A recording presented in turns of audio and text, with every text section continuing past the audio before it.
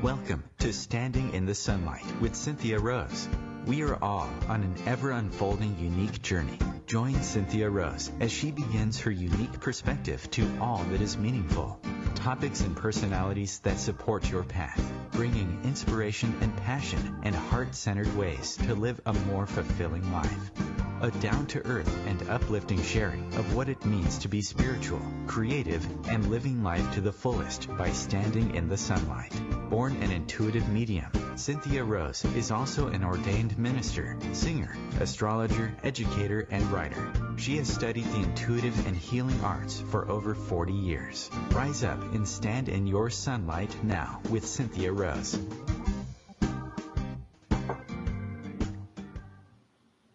Hey there. Good morning, good afternoon, good evening, wherever you are. Welcome to the show. Those are listening live, thank you for being with me. Those of you listening after, thank you for listening. I'm happy to be here, Cynthia Rose.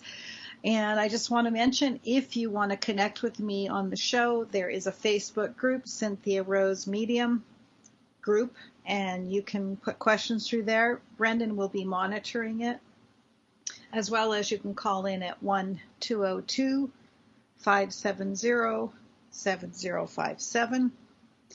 And you can connect with me on Facebook. Same name, Cynthia Rose Medium, is under both Twitter, Instagram, YouTube. You can find me all over the place. And I'm happy to talk about this topic today, which there's a joke with it that's coming too. Facets of Consciousness. And really, this show will just be a dot, just a micro dot on the vast ocean of consciousness. And the funny joke to me is that consciousness is really beyond words. But as our radio is our vehicle of communication, we are going to do our best with words. And, ask, what does it mean to be conscious? And what are ways we can personally resist consciousness? So, for the purpose of this talk, I'm not talking about drugs that people use to facilitate consciousness, as that is a whole other subject or show. Not my forte, not something I know about. But I do remember reading a book when I was about 16 years old about how substance abuse, or different, it didn't say substance abuse, said certain substances could give spiritual experiences that might feel incredible, but it actually talked about how the user could not always keep these experiences as part of their knowing or their consciousness because some of them were unconscious. I kind of found that interesting, that we may have an experience and say, wow, it was really incredible. I don't really remember what happened, though. I just know it was incredible. There's got to be a consciousness to keep it. I thought that was really interesting. But if you want to check out that, that's another show. Consciousness is an ever-evolving process. And it's not something that I can just say, hey, I'm completely here, because we are always ever unfolding and growing. I think there's a few on the planet that are at a very special place with that. But I don't by any means try and put someone above or below someone, because I think we're all on the path that we need to be. That being said, I think that joy is our true natural state of being. And that being said, many of us don't spend 24 hours a day in this state of mind. And in our desire to be in a higher state, or what we think of as higher, we can almost trap ourselves with expectations to be somewhere else than where we are. First things first. Where are you at this time? Scan your emotions, scan your thoughts. If there is stress or worry, then it can manifest consciously or unconsciously. And we can work at being conscious and still have unconscious habits. I wonder how many of us eat consciously all the time. I know I have been known to chow down on a bag of chips or eat a meal where I disappear into that food and everything seems to stop. It's quite easy to do. Every bite you take, every thought you make can disappear, or it's different. It's really something to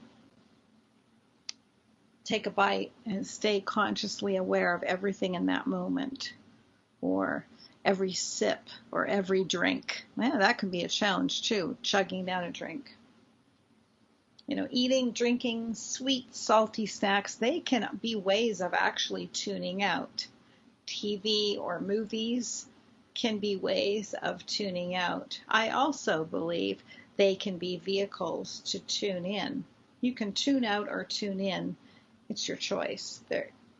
I wonder, what are the ways that you tune out and what helps you stay tuned in? Well, nature, tuning in or tuning out. And what do I mean by tuning in or tuning out? Well, we can forget or ignore all that is dogging our minds out in nature or a hike or a drive, and then come home and all that was in the back of our mind is still there. Or can we just allow the awareness of something that maybe doesn't feel so comfortable to be there without blocking it, to be aware that it's there, but realize that that is just something else that's there, because we are so multidimensional and we are so many things at once. Our minds want to narrow it down. And when it becomes too much, as an old friend of mine used to say, people want to fog out. I'm not having any judgment about that here. I'm just saying. And emotions can also get caught into this. At this time, with all the planetary aspects and retrogrades and unique aspects that are happening that don't always happen, you can have a filter of what is acceptable to feel and what is not. And we can become addicted to feeling certain feelings. Tears release endorphins just as joy and exercise do. So, and at this time, there could be a restlessness in you. If you're uncomfortable or noticing a discontent, a frustration, a boredom, you may be coming up against a need for change or a soul desire for growth. Time to allow yourself some room for growth. So don't push these feelings away, just allow them to be. Because feelings are like waves on the ocean. They come and they go. And they're really fine as long as we don't start having a judgment about that feeling. And just let those feelings come and let them go. Because you are actually not those feelings. The real you is the witness of these feelings, but not the feelings. And this is part of an awareness in helping us to build our consciousness. That we can witness what's going on instead of burying it. So important right now. Because for every part of us that wishes to move forward and grow, there's also a part of us that I'll call resistance. It's a different sister. It's resistance. The body-mind resists change in even good change can be resisted. We know we have a move coming up. We know we have a promotion coming up. We have a trip. Any of these things can actually create resistance with the body. Because the body-mind doesn't really understand the way spirit moves. Because spirit makes change instantly and effortlessly. And I love when people come back to me and they've lived on this earth and walked this earth and they share their experiences of that difference. And I just find it fascinating and interesting, and it makes a lot of sense what the spirit world has shared with me. On top of that, we may have a patterning or a belief that says change is uncomfortable or full of effort, a whole variety of thinking patterns. And the essence of these patterns can elicit a fear.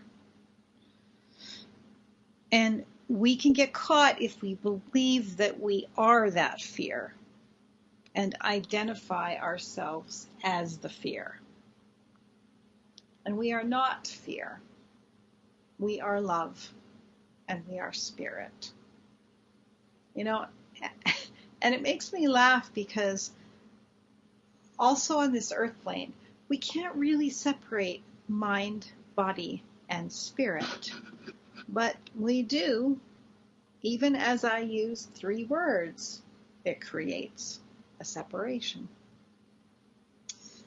So I believe that as a collective, we're trying to move towards a greater purpose, greater awareness of oneness.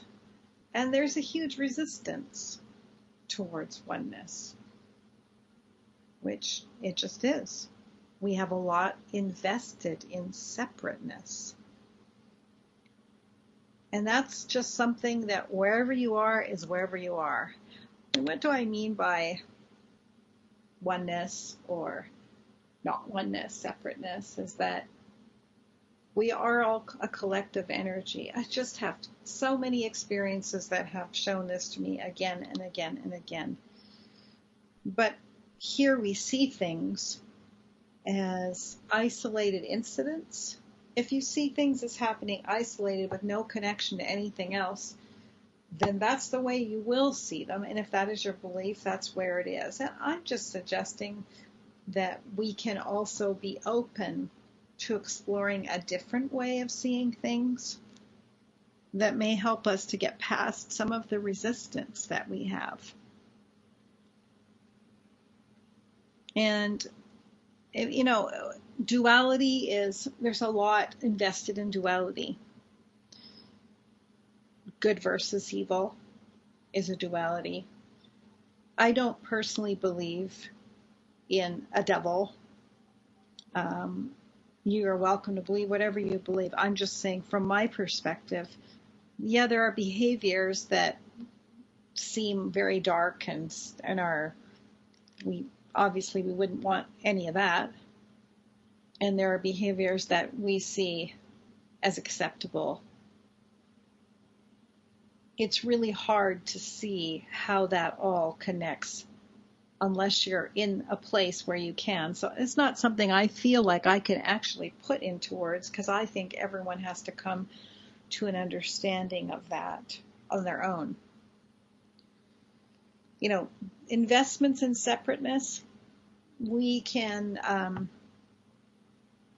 feel that what we do makes us special. And if we think we're special, then we are creating a sense of separation in our minds. We are separate from someone else. We're different from someone else. That is a feeling of separateness. And I'm saying it's time to look at what is under that. Why the need to feel special? You know, any profession can have this, especially light workers and readers. We're not more special than anyone else. We provide a service and awareness. And if I think there's anything more special with me, with anyone else, we've really kind of lost the meaning of it all. Because anything I can do, you can do. It just really depends on where our passion is, where our commitment is, and what we want to do. Some of us come in knowing what we want to do, and some of us aren't sure. But I believe that when it comes down to it, some of us may have written a script about what we want to do, and some of us decided to have a bit of an open slate. And I can remember I've had conversations more than once with someone saying, oh, you're so lucky. You know what your passion is, and you know what you love to do. And I'd like to offer that having that sense is actually less of a freedom to choose because we already know. So it's really, again, it's apples and oranges. It's like, I know I'm going to do this. I know I want to do this. Okay. But what if I wanted to have a life where I just explored doing different things and not be tied into, oh, remember, I want to do this? You know, I'm sure that Mozart came into this world and there was a path for him. It was music. And I wonder if he were to come back, if he wouldn't say, I'm not sure I want to do that this time. Let me try something different. Let me wander around and try things. Nothing is more meaningful than experiencing. We're here to experience. We do have a purpose. A fundamental purpose is to love one another. And when we find a way to live a life that encourages our loving presence, then our loving presence, our spirits soar. And I believe that we need to feel connected to others because we're here, but it goes so much deeper than that. And we can move our consciousness into an awareness of our own loving presence. So let's talk about that. And I've got a couple of stories. Go grab a glass of water, and we'll be back in a couple of minutes. Looking forward to talking with you.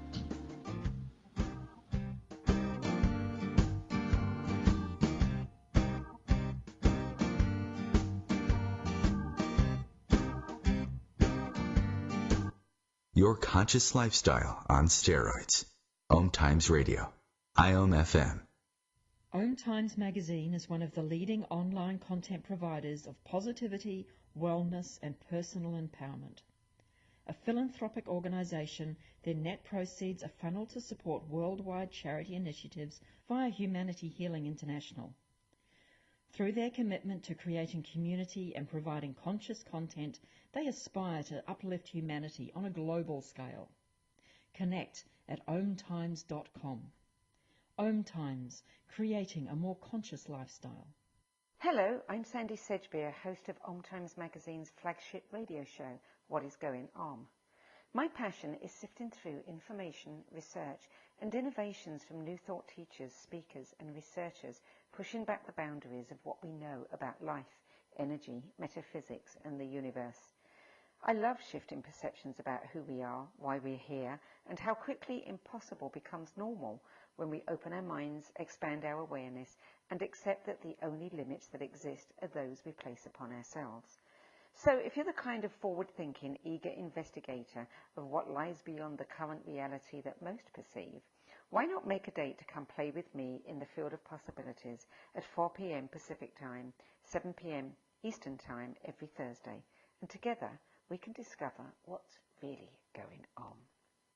Hi, I'm Danica Patrick. Watching my nieces grow, play, and learn is amazing, but not every child gets to be carefree. 1 in 6 kids in the U.S. are hungry. This breaks my heart, and it's something that Feeding America is working to change. Each year, the Feeding America network of food banks rescues billions of pounds of good food that would have gone to waste and gives it to families in need. To help, visit feedingamerica.org. Brought to you by Feeding America and the Ad Council.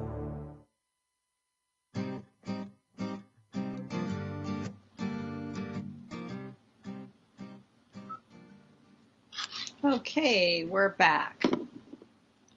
So I was talking about, as we went to break, that I believe we need to feel connected to others, to more than just others. I think it goes deeper than that. And when we can move our consciousness into an awareness of our own loving presence, then we can create a deeper awareness, which I believe is a remembering for us when we reach that. And I've talked before about a special place to me, which is Hawaii. And it's always amazing experiences for me there. It's a very deeply spiritual place for me. A few years ago, I had a wonderful heart-to-heart connection with a native Hawaiian. And it was one of those things where I just felt pulled to go over and talk to him. And so I did. And we talked a little about some of the Hawaiian spiritual beliefs.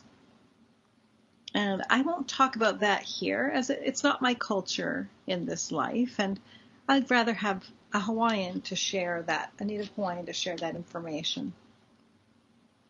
But I was telling him about the incredible spiritual experiences I was having on the island. That I was feeling very, it seemed like everywhere I went, spirits were talking to me. Everywhere I went, people were welcoming me. People were asking us to move there. I mean, it was just so welcoming. And then I was told that, Mother Kauai either welcomes you or spits you out. And every time I am there, I feel so welcome. And we talked a little about the conflict between some native Hawaiians and others. Because I asked him, and there was, a sign I had seen. I think it was like Howley's Lie. And I was asking a little bit about that. It's a sad but true fact that the U.S. invaded and took over Hawaii, and I'm not going to get into that. It's true of many places and many cultures, and the need for power and domination is not the subject of this show, so I'm going to stay on where I'm going with this. So he talked about how, some of the anger is still there, and how he had personally moved past that to live in the Hawaiian values of love and forgiveness, and how his life was transformed. He wasn't negating any of what his brothers and sisters had gone through or where they were. He was very, very kind in the way that he said he couldn't stay in the anger of it. It didn't serve him.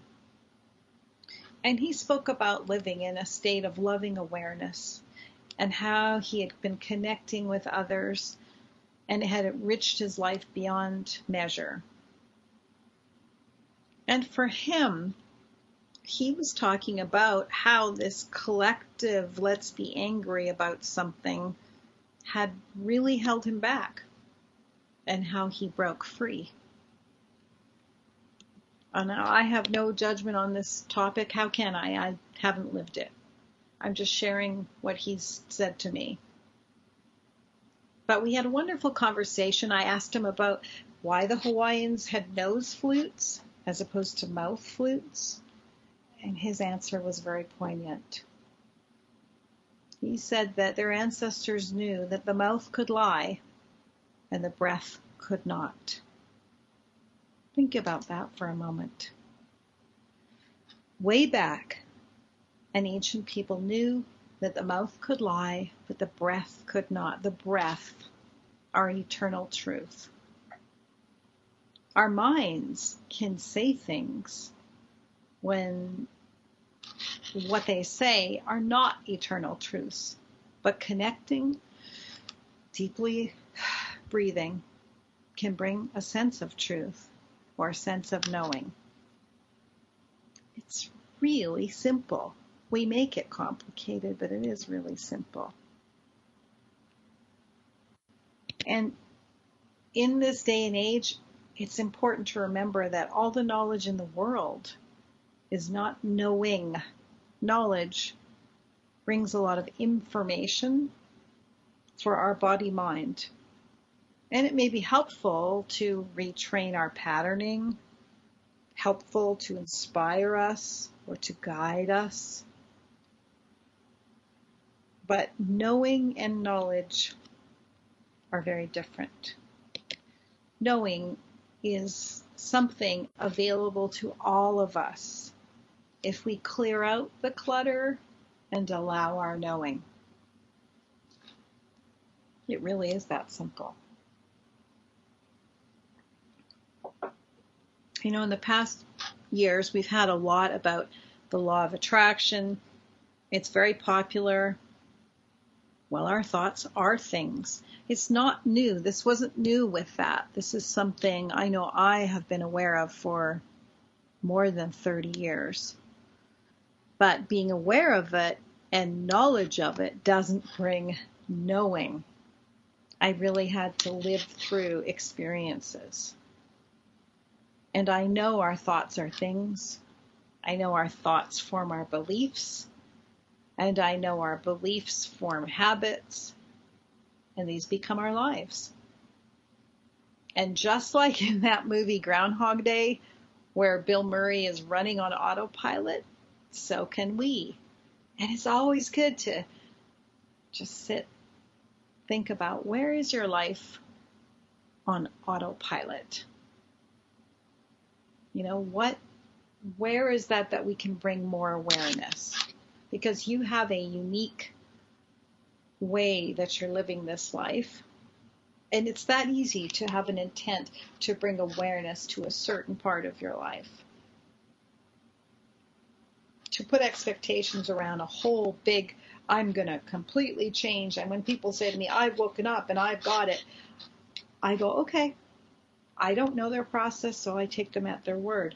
But I know that every time I think I have reached some place, I'm just going from there to somewhere else. So that's my perspective now, is that with every step, there's a new path. And sometimes we run quickly, sometimes we go slowly, sometimes we stop, or, you know, if we're swimming, use the metaphor of being on the ocean, sometimes we cling to a rock for a while and contemplate where we want to swim next. And you have to have faith in your own process. But life has to be experienced. We can't really judge another's experience. We have to stay with our own experience and uncover what that means. But finding your process, well, that can be a process. You know, how do you get into the space to really listen? I love it when people share this with me. I love your emails. If you have an active mind, you know, perhaps use your mind predominantly for work, then educating the mind can be helpful in supporting your own evolvement. Because it is an experience, being there, getting there, being there. I like that better. You know, I am is a powerful statement to add to any change that you wish to bring in.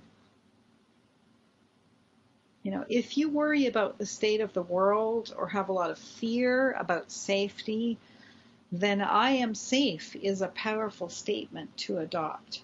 Because we're not only affected by our own personal experiences, we're also affected by the collective. That's just something we may not always be aware of. I truly believe that we are so much more connected. Have you ever just had somebody's called you and you're thinking of them? I had this experience. It's a little off the topic, but it's about being connected. I was driving over a bridge and I was saying to my husband, my soulmate, I was saying, where is he? And I called out a state and I said, well, I'm not going there, so you better come here. I've actually had experiences where I've spoken to somebody, their soul, people I've known and people I hadn't met yet, and actually felt them give me an answer, and then had a experience of talking to them in life that's confirmed it. And at the time when these things happened, I thought, wow, that's weird. I was talking to this person and now I'm seeing them and we're having this conversation. I don't know if that's a time warp or intuiting, precognition, but it's available to all of us. And these only came to me when I was having what I call a clear mind, when my auric field felt clear. And there's always times we need to clear out the clutter, right? We have to, if we just let it build up, it builds up. We've got to clear it out. So if that's something you're interested in, by the way, you could check out, I have a course starting, I believe it's the end of September. I'll have an online course and an in-person course on energy work. Why not learn to heal yourself and keep your auric field clear? Why not work on that? Allow yourself that, if that's something you're interested in. Or find somebody else, whoever you're comfortable with working with. Because I can't recommend it enough, is that being aware of ourselves more than our bodies is so important, because we are not just these thinking, eating machines and then things are happening to us. We are part of this dance. So back to your process. So affirming what you want to bring in will often trigger thoughts of the exact opposite or opposing beliefs towards this change. Welcome them, don't block them, because they are letting you know what you've got going on unconsciously, subconsciously. Because remember, a thought is energy, and our brains are running programs. And isn't it interesting? Our brains are running programs from yesterday, unless we put in a new program. And so we need to be in charge of the programs.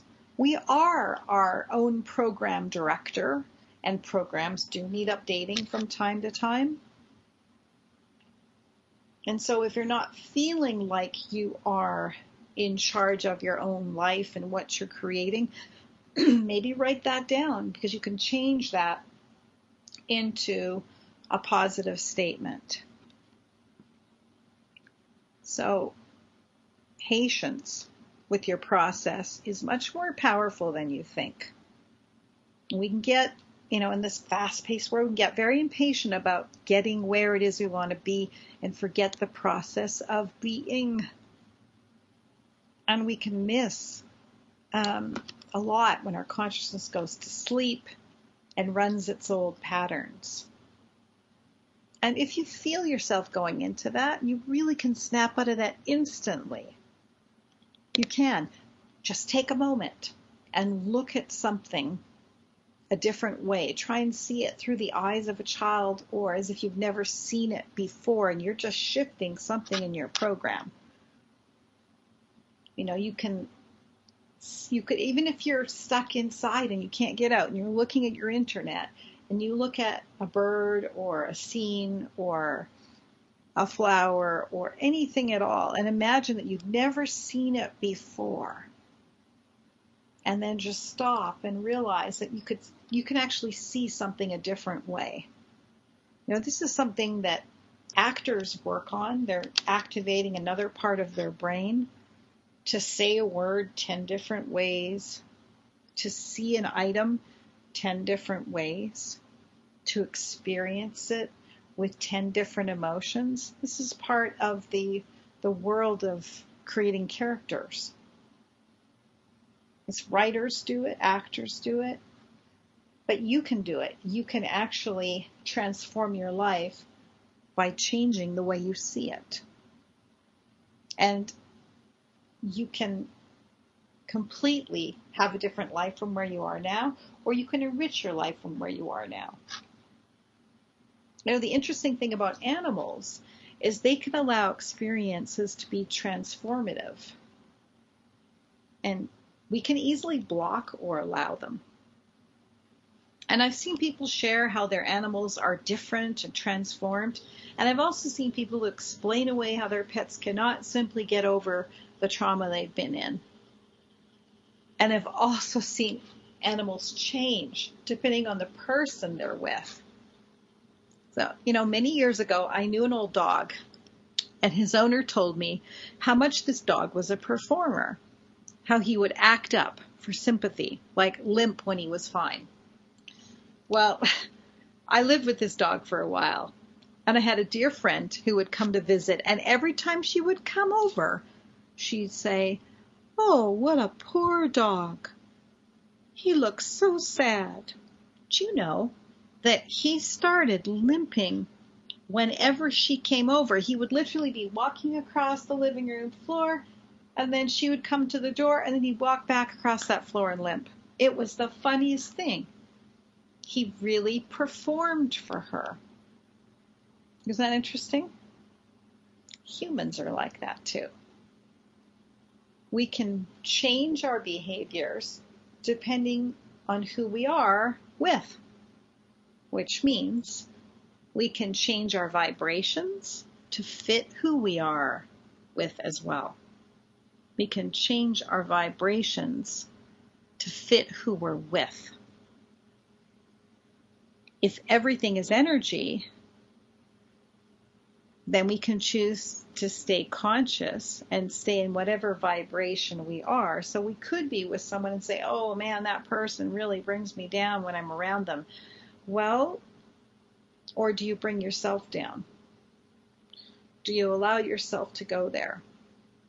Because if that person is in charge of your life and they are changing your vibration, you're just sort of giving them all the power when you say that, saying you're powerless to looking after your own vibration. I mean, it's the law. Everything is energy. So all you got to do is look at our little doggies. Cats are animals that have transformed themselves. Or I'm going to share a story maybe after of someone, I'll think of someone who's transformed their life. So we'll be back for the last section of the show, and we'll talk to you in a minute.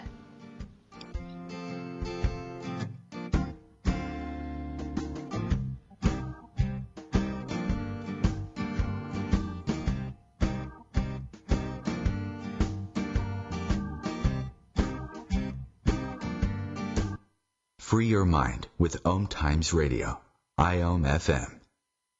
Ascending Hearts is no ordinary dating site, but a spiritual dating site with a purpose, to link you with your soulmate. We engineer the serendipity so you can trust that you will attune with someone that has the same matching vibration as you. Ascending Hearts, the conscious dating site for the spiritually aware. Try Ascending Hearts for free, ascendinghearts.com. Tune in to the Practical Intuitive, Mind, Body, Spirit for the Real World with me, host Robin Fritz, Mondays at 2 p.m. Pacific, 5 Eastern. I'll cover personal and business intuition, animal communication, mediumship, space clearing, past life regression, shamanic insights, energy healing, soul choice, and more, all to help you tap your own intuitive and healing skills. No ifs, ands, or buts. The average time a resume spends on an HR manager's desk is 7 seconds, and most of them are tossed aside. Now imagine if one of those resumes belonged to Yasmin, who was living in a shelter, juggling 3 jobs. I had to be resilient. That's something that you can't teach. We rely so much on a resume, yet it could never tell the full story of someone who had to be independent and take initiative. And that's how I handle every project I get. Discover new ways to develop great talent at gradsoflife.org. Brought to you by Grads of Life and the Ad Council.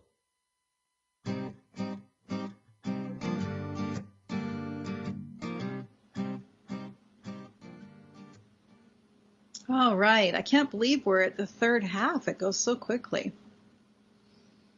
So we were talking about animals and transformation and how they can mirror things for us. Well, you know, I can look at our latest rescue, who has transformed since she's come to us.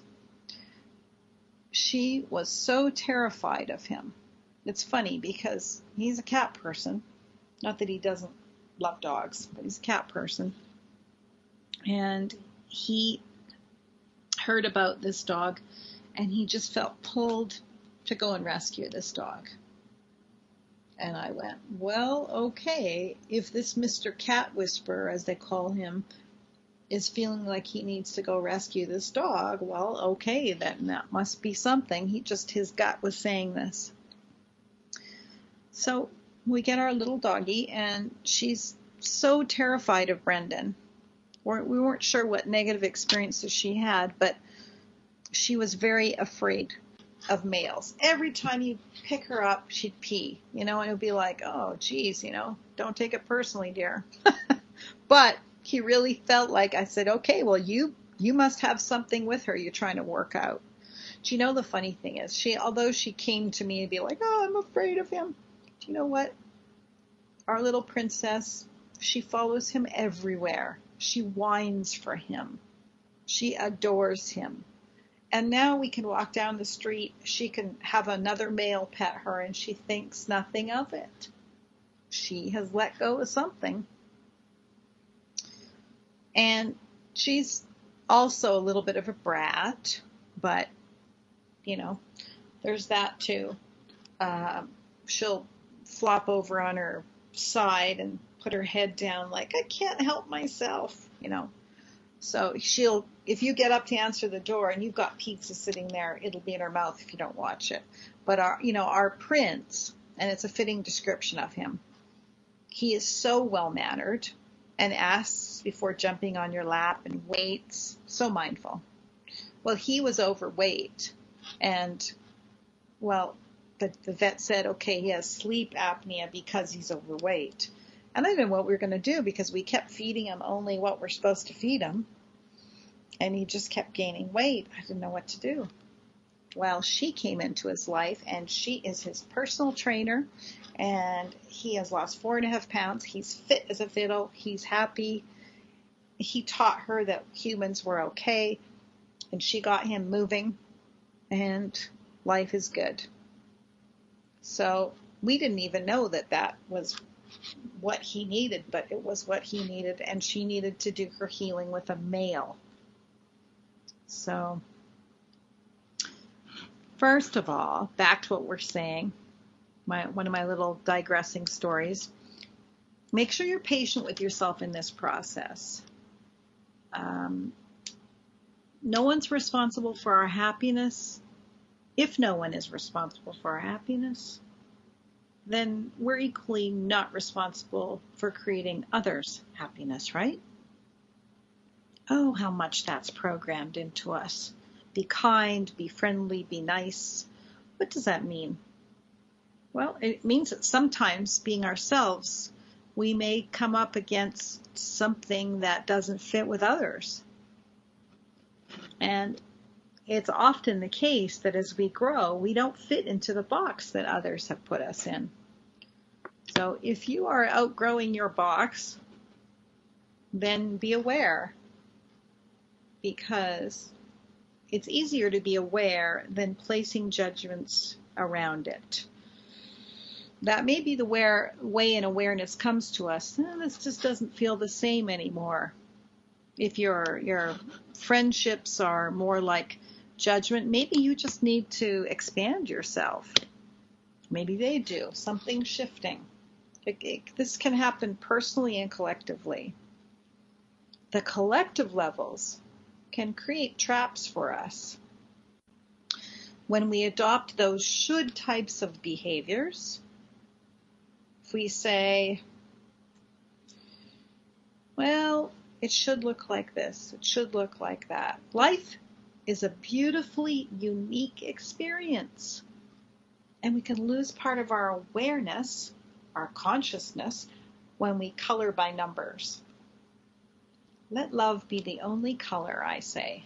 But instead of judgment, let us be aware of when that judgment comes in, that maybe we need to shift something else, maybe we need to let go of something.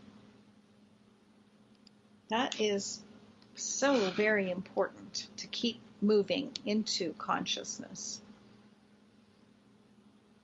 And as we are just that drop of water on that vast ocean of consciousness, we are part of the ocean of consciousness. So it makes sense that we can collectively adopt beliefs. And it makes sense that sometimes we need to shift the picture.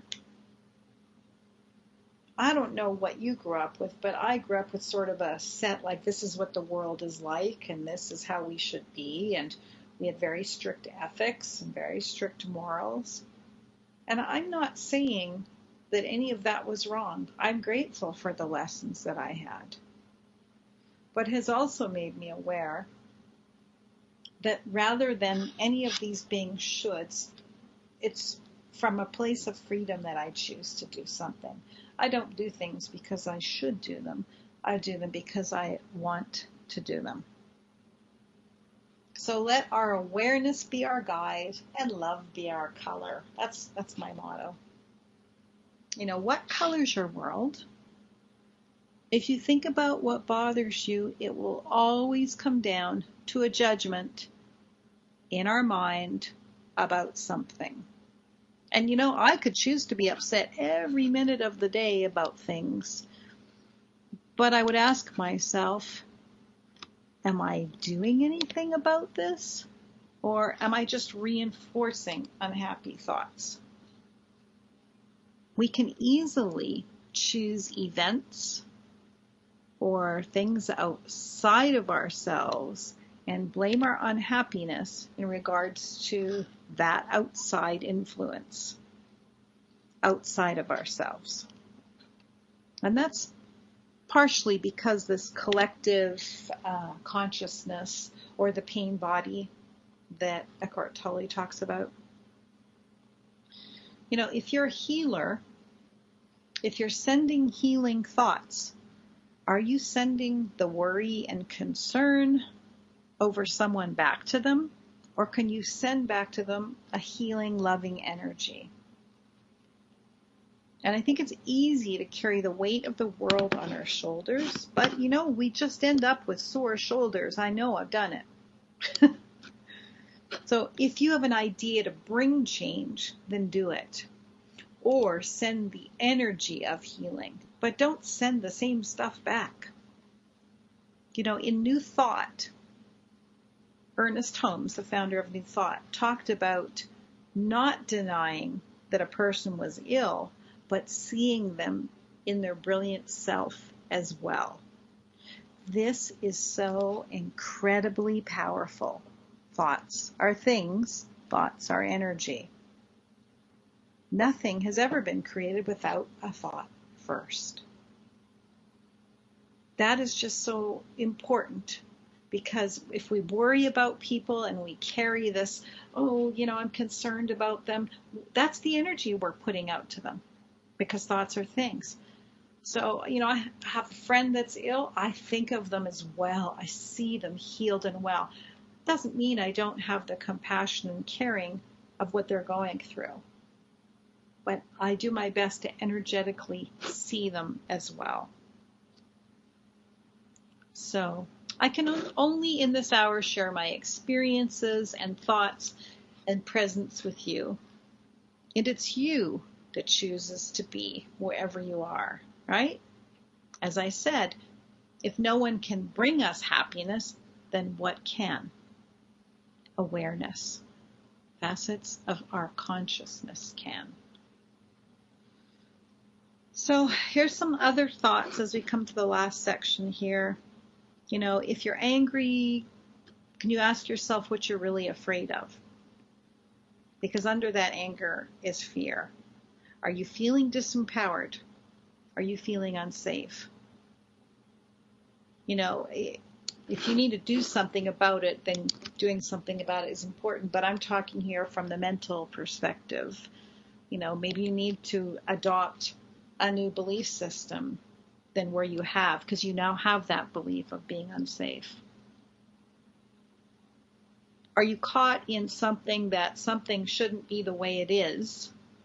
And if you're stuck on that, then that is a form of resistance or denial to move forward, because saying something shouldn't be some way doesn't change the fact that it is. So first things first, accept what is. Accept who you are and where you are. You're not stuck there because you're in charge. You can change it. If you don't feel in charge, that's the first part, is to realize that you are. and to take responsibility for my life is where it is because of the choices I've made or what's happened. This can be a difficult thing to do. And I know from experience, when I was injured, somebody else hit me and I was injured. So I had to say, okay, why would I choose that? Well, don't get stuck in that game because that's really not going to help you. Really, what I had to say was, how can I move forward from here? Accepting what is what I needed to do. But I know you can move past where you are.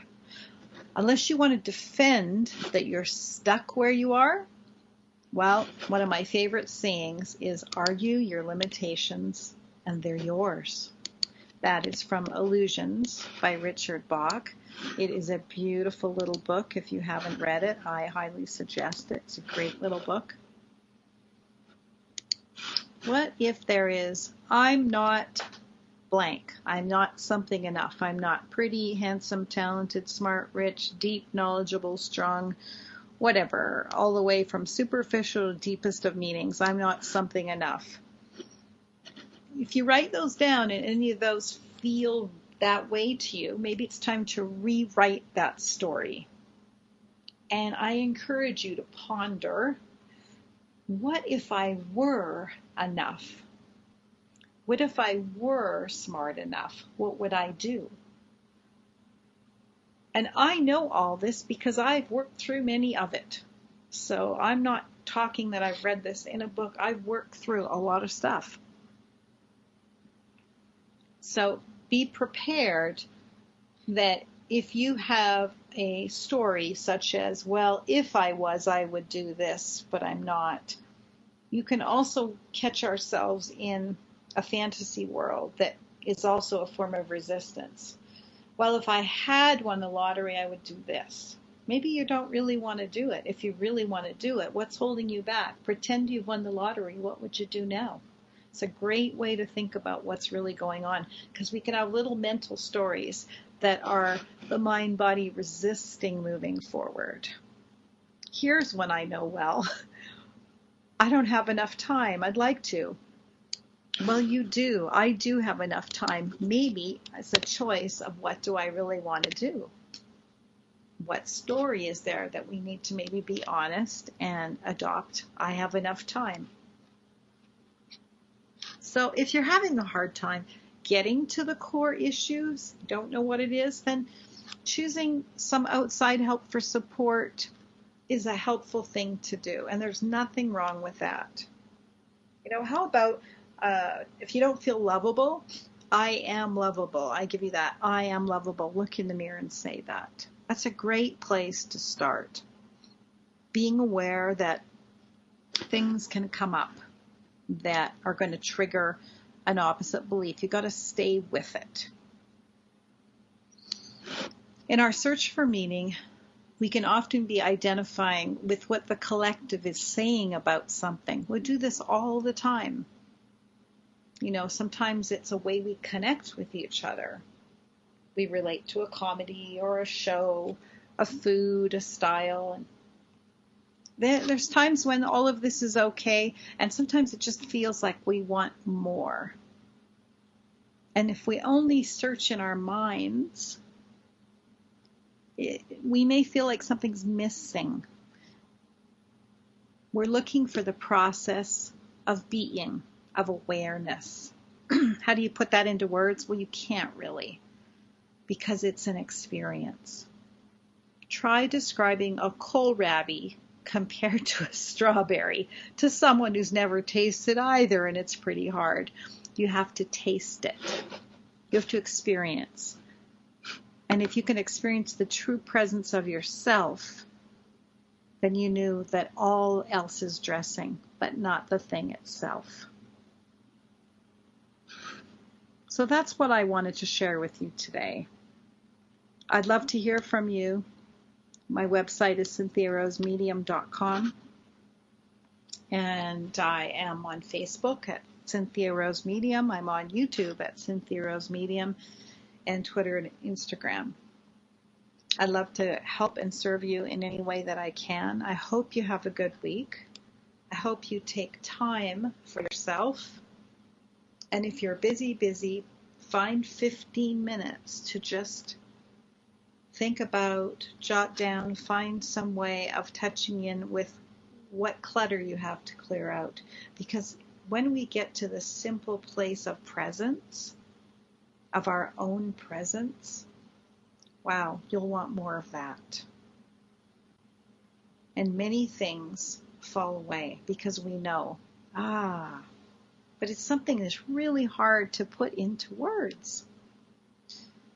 So I hope to hear from you. If you're interested in studying, I do have new courses coming in the fall. I do have new events coming up that we're currently working on. I hope to be coming to your area, and I look forward to talking with you. Also, I want to mention that Brendan is going to be at the Body, Mind, Spirit Fair teaching Reiki. He's a wonderful healer, and you can connect with us. There will be many different things at the Denver Fair. And until next week, I hope you have a beautiful week. Breathe. Lots of love. Bye for now.